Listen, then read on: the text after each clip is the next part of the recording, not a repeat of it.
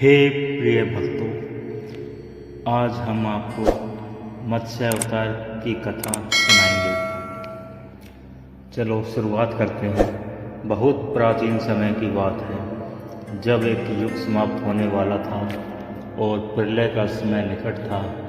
ब्रह्मांड में चारों ओर अंधकार छाने लगा था। समुद्र की लहरें उफान मार रही थी और सब और भय और अनिश्चितता का माहौल था।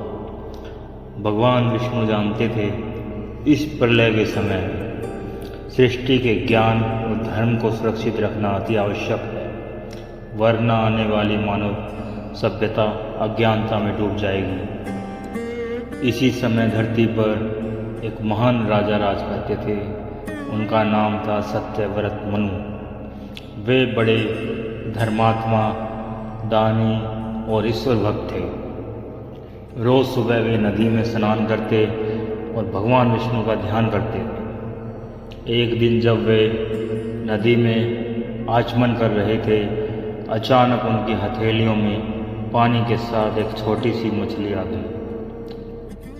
मछली ने विनम्र स्वर में कहा, हे राजन, मुझे मत छोड़ो, बड़ी मछलियाँ मुझे खा जाएंगी, कृपा करके मुझे बचाओ। राजा मनु दयालु थे। उन्होंने मछली को अपने कमंडलू में रख लिया।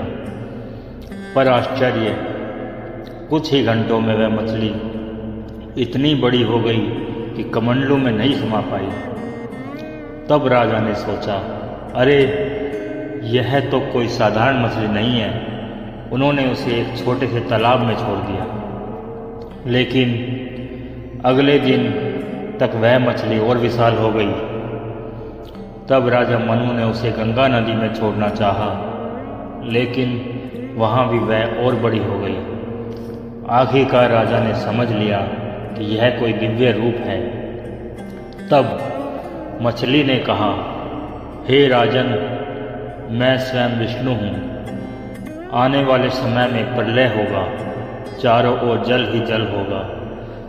तुम ही वह व्यक्ति हो जिसे मैं आने वाली सृष्टि का रक्षक बनाऊंगा। भगवान ने मनु को आदेश दिया, तुम एक विशाल नौका का निर्माण करो। उसमें सप्तऋषि, सभी बीज और औषधियाँ तथा जीवों के जोड़े जोड़े रखो।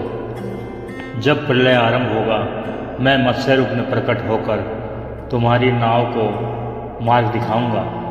समय बीता और जैसा भगवान ने कहा था, प्रलय का समय आ गया।